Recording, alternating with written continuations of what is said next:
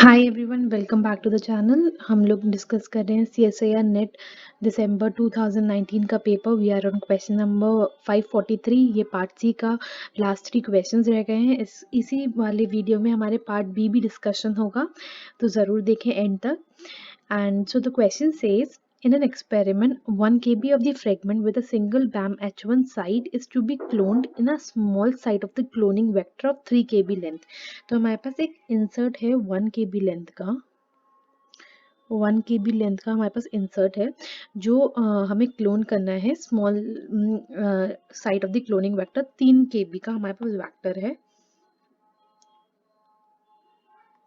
ये हमारे पास 3 kb का वेक्टर हो गया है, ठीक है।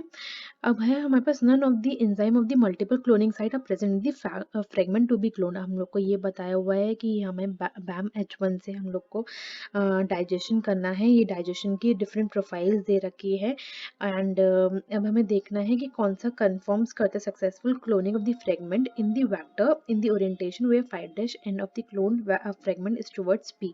तो यहाँ पे जैसे यहाँ पे फ्रेगमेंट हमारा P है। अब इस वाले साइट में हमारे को बैम H1 से डाइजेशन हुआ, तो हमें ये पता है कि ये वाला फ्रेगमेंट जो है वो 0.2 एंड 0.8 तो kb का है, जैसा कि यहाँ पे उन्होंने बता रखा है। यहाँ पे है 5' एंड यहाँ पे है 3', ये हमने देख लिया। अब हम ये देख लेते हैं कि यहाँ पे हमारे कौन से हैं। यहाँ पे हम हो गए हमारे XY के रिस्ट्रिक्शन साइट्स है, हिंद 1 के, हिंद 3 के रिस्ट्रिक्शन साइट्स हैं एंड ये हो गया हमारा स्मॉल वन। एंड यहाँ पे आ गए हमारे पास, इसके बाद आ गए Eco RI and Eco RV and Bam H1 का हमारे पास यहाँ पे हो गया, ठीक है। अब हमें पता करना है कौन से रिस्ट्रिक्शन फ्रेगमेंट्स आएंगे। तो अगर आप ये देखेंगे तो यहाँ पे एक हमारा रिस्ट्रिक्शन फ्रेगमेंट बनेगा जो हमारा 3 kb प्लस 2 kb का होगा, ये वाला पूरा। और एक हमारा बनेगा ये वाला फ्रेगमेंट। सो हमारा जो फ्रेगमेंट्स बनेंगे वो बनेंगे 3.2 kb, एक बनेगा हमारा 800 बेस पेयर का। जो हमारा ये बचेगा, ये पूरा वेक्टर हमारा यहाँ से जब डाइजेशन होगा ये। सो आंसर आएगा हमारे पास 3.2 kb एंड 800 बेस पेयर का। सो जो कि आंसर नंबर बी है।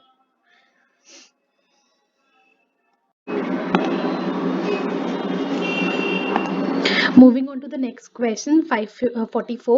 To investigate the dynamic nature of the two unrelated centrosome localized GFP tagged protein, a team of the scientists conducted fluorescence recovery after photo bleaching experiment. So ये हमारा fluorescence का question है। काफी easy graph है। एक तरफ है normal intensity and the time post bleach.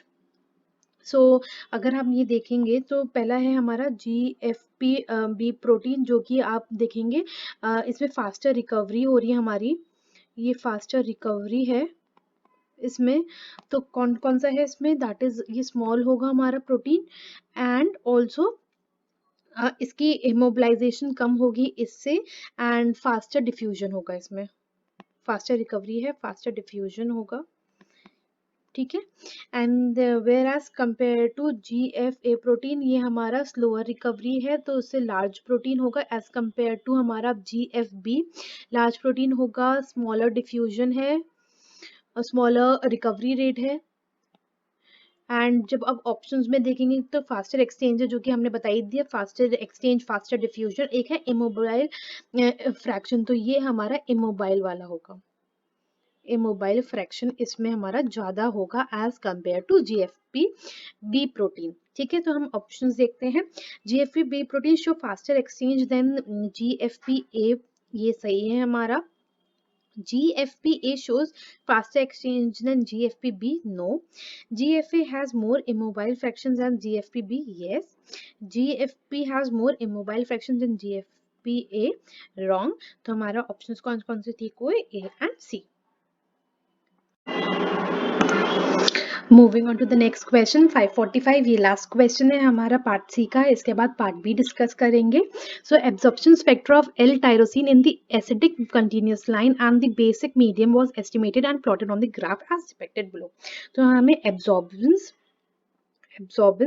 Versus wavelength का हमें यहाँ पे कर्व दे रखा है, जिसमें हमें ये तो हमारा जो कर्व है दैट इज हमारा एसिडिक मीडियम, एंड ये वाला जो कर्व दे रखा है हमें, ये है डॉटेड लाइन वाला, ये है हमारा बेसिक मीडियम.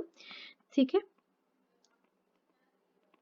अगर आप इसमें देखेंगे तो यहाँ पे हमारा बाइपोलर कर्व है, जिसमें आप देखेंगे दोनों की तरफ वेवलेंथ इंक्रीज और डिक्रीज हो रही है हमारी. एंड so ऑप्शंस पढ़ते हैं. Following interpretations were made. Change in the pH from acidic to the basic results in the shift in the lowest energy absorption, a maximum, and decrease in the molar absorbency. ऐसा नहीं है actually, यहाँ पे bipolar curve है तो हमारा wavelength increase भी हो रही है, एनर्जी इंक्रीज भी हो रही है, डिक्रीज भी हो रही है, दोनों जगह जा रही है. एंड यहाँ पे डिक्रीज की जगह बल्कि मोलर एब्जॉर्बेंसी जो है वो हमारी इंक्रीज हो रही है. ठीक है, देन सेकंड ऑप्शन से ये ऑप्शन हमारा गलत हो गया. सेकंड ऑप्शन से shifting of the absorption band to the longer wavelength signifies a shift to the lower energy also known as red shift. अगर आप देखेंगे हमारी लॉन्गर वेवलेंथ की तरफ जो हमारा ये जा रहा है that is also known as red shift.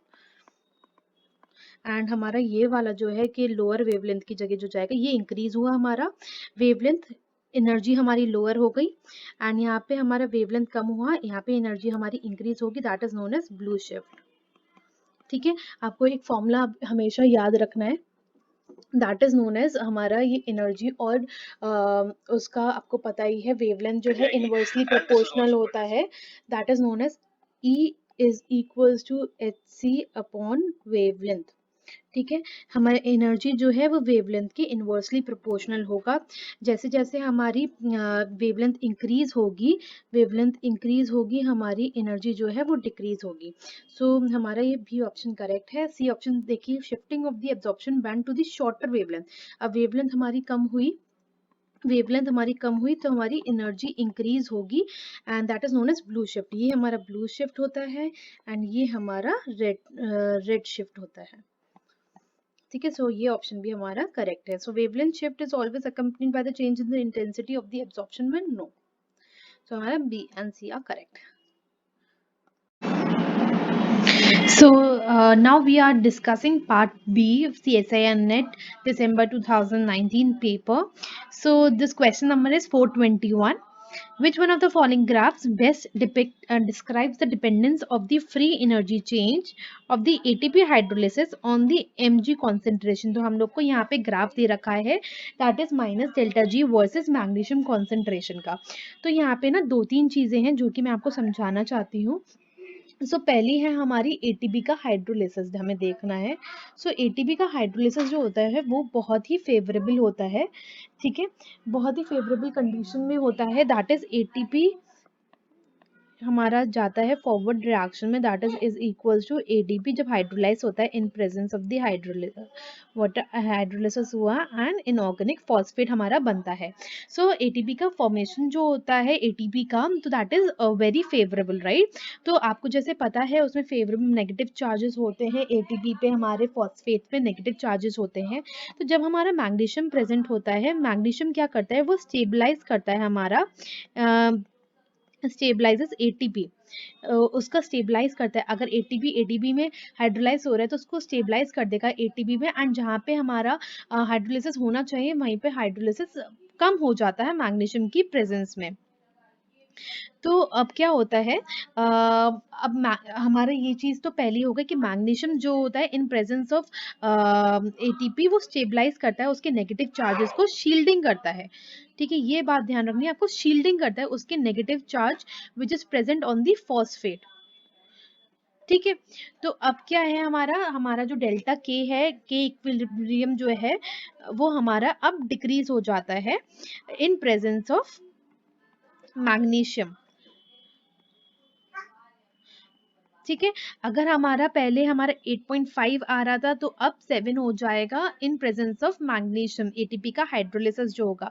तो हमारा जो ये ग्राफ है जो इंक्रीज हो रहा है इसमें ये तो हमारा कैंसिल आउट हो गया, क्योंकि हमारा के इक्विलिब्रियम जो है वो डिक्रीज हो जाएगा मैग्नीशियम की प्रेजेंस में। हमारा एटीपी हाइड्रोलिसिस जो होगा ना वो हमारा कम होने लगेगा, क्योंकि मैग्नीशियम जो है स्टेबलाइज करता है। दूसरी बात, हमारा हम यहाँ पे ग्राफ है डेल्टा जी का। So delta G is equals to minus 2.303 RT। Logarithm हमारा डायरेक्ट रिलेशन नहीं है हमारा, बल्कि लॉगरिथम रिलेशनशिप है उसके संग, के इक्विलिब्रियम के संग। हमारा डायरेक्ट रिलेशन नहीं है, लॉगरिथम रिलेशनशिप है। सो अब क्या होगा, के इक्विलिब्रियम जो है हमारा, अगर ये डिक्रीज हो रहा है तो डेल्टा जी पे जो फर्क पड़ेगा वो लॉगरिथम में पड़ेगा। तो हमारा ये ग्राफ स्ट्रेट जो है वो डिक्रीज नहीं होगा हमारा, बल्कि कर्वी ग्राफ आएगा ये वाला, जो बिकॉज हमारा लॉगमेट्रिक रिलेशन है between delta G and delta के इक्विलिब्रियम का। सो फर्स्ट आंसर होगा के इक्विलिब्रियम और एटीपी का डायरेक्ट रिलेशन है, बट डेल्टा जी और के इक्विलिब्रियम का लॉगरिथमिक रिलेशनशिप है। सो आंसर इज फर्स्ट।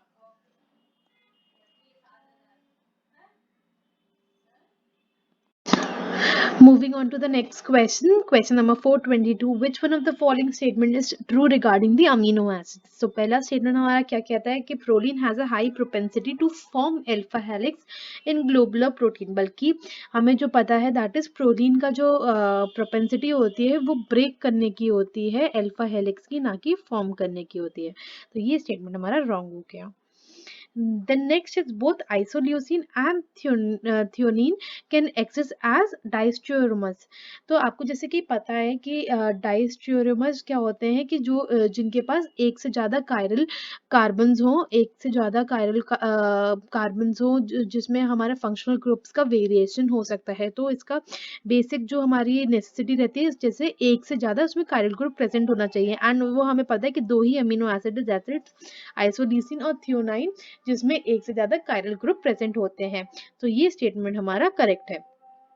देन हमें थर्ड स्टेटमेंट से side chain of pK of the aspartic acid is more than the side chain pK value of the glutamic acid, जो कि हमें पता है कि मोर नहीं होती बल्कि उससे लेस होती है। ग्लूटामिक एसिड की पीके वैल्यू से हमारी लेस होती है एस्पार्टिक एसिड की। Then the psi dihedral angle of the proline is more restricted than the phi dihedral angle। नहीं, बल्कि psi dihedral angle जो होता है वो इतना restricted नहीं होता, बल्कि हमारा phi होता है restricted। So ये statement हमारा wrong हो गया। So answer is both isoleucine and threonine can act as diastereomers। Moving on to next question 423। ये one of the simplest question है जो नेट में आ सकता है। ये हमने बेसिक पढ़ा है कि विटामिन और हमें डिजीज को मैच करना है कि कौन सी डिफिशियंसी से कौन सी डिजीज होती है। तो जैसे कि सबको पता है कि विटामिन ए की डेफिशिएंसी से हमारे को नाइट ब्लाइंडनेस होती है। विटामिन B12 की डेफिशिएंसी जो कोबालामिन है, साइनोकोबालामिन, उससे हमारी होती है पर्नियस अनीमिया। विटामिन डी की डेफिशिएंसी से होती है रिकेट्स, एंड विटामिन के की डेफिशिएंसी से होती है सबडर्मल हेमोरेजिंग। तो ये बहुत ही इजी क्वेश्चन था, ये जनरली सबको ही पता होता है। तो इसका ऑप्शन जो होता है आंसर हो गया first. Moving on to question number 424। ये ऐसा क्वेश्चन जो है पिछली बार भी आया था। सो ये इस क्वेश्चन में क्या है, हमें बस पता होना चाहिए डाई इलेक्ट्रिक वैल्यू हमें वाटर की। सो पहले आपको क्वेश्चन बता दूं। The interaction energy between two opposite charges separated by 3 angstrom in the vacuum is 500 kilojoules per mole। The interaction energy between these two charges in water will be. So क्या होता है कि हमें जैसे फॉर्मूला पता है कि E is equals to K Q1 Q2 upon R and D। सो ये तो हमारा जो होता है वो कांस्टेंट है, हमें ये दे रखा है फॉर्मूले में कि हमारे पास एनर्जी कितनी है, that is equals to 500 kilojoules per molar हमें दे रखी है। हमें पता है हमें बेसिकली क्या फॉर्म यहाँ पे पुट करना है, dielectric value of water.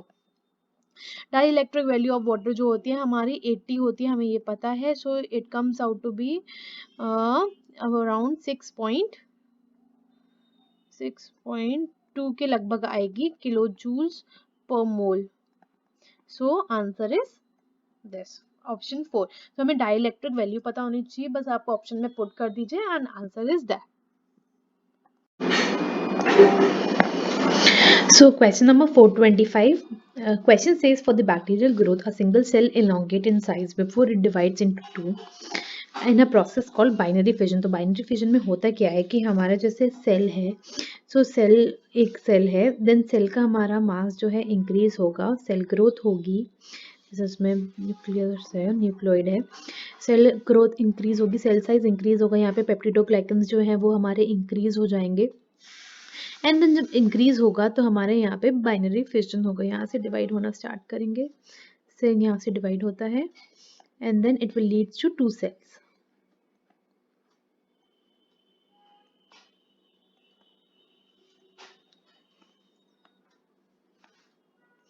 ऐसे हमारा ये बाइनरी फिजन होता है। तो उसमें होता है क्या कि पेप्टिडोग्लाइकन्स का एक सिंथेसिस होता है एंड जो पेप्टिडोग्लाइकन्स नए आते हैं, पुराने जो पेप्टिडोग्लाइकन्स हैं उनके बॉन्ड्स का हाइड्रोलिसिस होता है, नई के लिए जगह बनाई जाती है एंड देन नए उनके बीच में जाके क्रॉस लिंक करते हैं। तो इतना सा होता है हमारे बाइनरी फिजन में।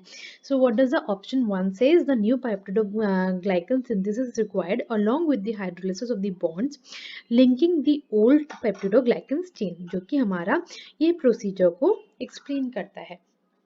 Second statement says the new peptidoglycan synthesis is required but no hydrolysis of the old peptidoglycans occur, जो कि गलत है। जब तक ओल्ड का हाइड्रोलिसिस नहीं होगा तो न्यू वाले पेप्टिडोग्लाइकन्स जो है वो उसमें जाके इनकॉर्पोरेट नहीं हो पाएंगे।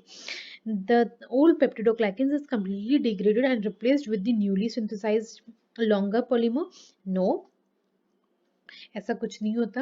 And then the last statement से the newly synthesised peptidoglycan is utilised to deposit a new layer of the peptidoglycan in the cell wall, जो कि इसमें ये होता है कि new layer of the peptidoglycan हमारे बनते हैं जो कि ओल्ड के हाइड्रोलिसिस में हमारे इनकॉर्पोरेट होते हैं।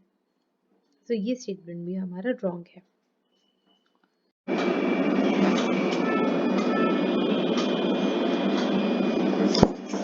So next question 426, phosphoenol pyruvate sugar phosphotransferase system transport a variety of the sugar into bacteria. In E. coli phosphate transfer system consists of the enzyme 1, enzyme 2, इसमें हमारे subgroups होते हैं enzyme 2A, enzyme 1B, enzyme 2C and the histone protein. During this process the sugar molecule is phosphorylated by the direct transfer of the phosphate group from, so हमें basically इसमें ये बताना है कि जो ग्लूकोज मॉलिक्यूल है वो हमारा फॉस्फोराइलेट होता है, बट उसको फॉस्फोएट ग्रुप जो है वो कौन सा एंजाइम ग्रुप या फिर कौन सा हिस्टोन प्रोटीन देता है। तो अगर आपको पूरा वो याद है कि कैसे ट्रांसफर सिस्टम चलता है तो आपको ये याद होगा कि जो पायरुवेट फॉस्फोइनॉल पायरुवेट होता है दैट इज PEP, उसमें हमारे पास फॉस्फेट ग्रुप होता है, राइट, उसमें हमारा फॉस्फेट ग्रुप होता है, वो हमारा डायरेक्ट ट्रांसफर करता है, वो हमारा डायरेक्ट ट्रांसफर करता है पायरुवेट, पायरुवेट, राइट। हमारा फॉस्फोइनॉल पायरुवेट जो होता है वो पायरुवेट में चेंज होता है एंड हमारा जो फॉस्फेट ग्रुप जो है वो देता है हमारा एंजाइम 1 को। तो एंजाइम 1 को अब हमारे पास फॉस्फेट ग्रुप है, ठीक है sorry, and then now phosphate group जो होता है हमारा एंजाइम 1 से ट्रांसफर होता है हिस्टोन प्रोटीन पे, हिस्टोन प्रोटीन पे हमारे पास इससे यहाँ पे ट्रांसफर हुआ, यहाँ पे आया फॉस्फेट ग्रुप, अब इससे हमारे पास ट्रांसफर हुआ एंजाइम 2A पे, एंजाइम 2A पे हमारा फॉस्फेट ग्रुप ट्रांसफर हुआ हिस्टोन प्रोटीन से, हिस्टोन प्रोटीन से एंजाइम 2A पे आया, एंजाइम 2A से हमारा फॉस्फेट ग्रुप जो है वो जाएगा हमारे पास एंजाइम 2B सब यूनिट के पास। अब एंजाइम 2B सब यूनिट के पास से हमारे पास जो होता है वो ग्लूकोज का यहाँ पे हमारा आता है ग्लूकोज, जो कि यहाँ पे हमारा फॉस्फेट ग्रुप जाता है ग्लूकोज के पास and then it causes glucose 6 phosphate. So हमारे का जो आंसर हुआ एंजाइम 2B हमारा वो ये प्रोसीजर अगर आपको पूरा याद था कि फॉस्फोइनॉल पायरुवेट से हमारे पास एंजाइम 1 पे आए, एंजाइम 1 से हिस्टोन प्रोटीन से एंजाइम 2A, एंजाइम 2A से एंजाइम 2B एंड जो हमारा C कंपोनेंट है वो भी हमारे सेल वॉल पे होता है, वो ग्लूकोज के से कांटेक्ट में होता है and then it result in the transfer of the phosphate from the enzyme to be to the glucose molecule which result in the formation of the glucose 6 phosphate. Then moving to question number 427। ये बहुत ही easy question है, अगर आप ध्यान देंगे ये equation है bacterial growth की इक्वेशन है। During the exponential phase of the growth if n not n t and n defines the initial population number at the time t and the number of the generation in the time t respectively, then हमें कौन सी equation सही है। तो आपको जैसे पता होगा कि nt, what is nt? nt is the number of the population at the time t is equals to initial population जो हमारी नॉट हम एट द इनिशियल टाइम थी, जीरो टाइम पे थी, multiplied by 2 raise to the power n। n is number of the generation. तो अगर आप देखेंगे यहाँ पे तो ये जैसे ही हमारा ये फर्स्ट इक्वेशन देखेंगे N T is equal to N naught 2 into 10 to the power 9 2n है, that is wrong. n naught is equal to N T by 2, that is also wrong.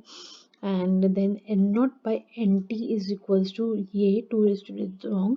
अगर आप रीअरेंज करेंगे that is N T by N naught जो हमारे यहाँ पे आ गया is equals to 2 to the power n, that is number of the generation. तो हमारा आंसर हुआ थर्ड। सो ये बहुत ही सिंपल क्वेश्चन है, अगर आपको इक्वेशन पता थी तो आप आसानी से ये क्वेश्चन कर सकते हैं।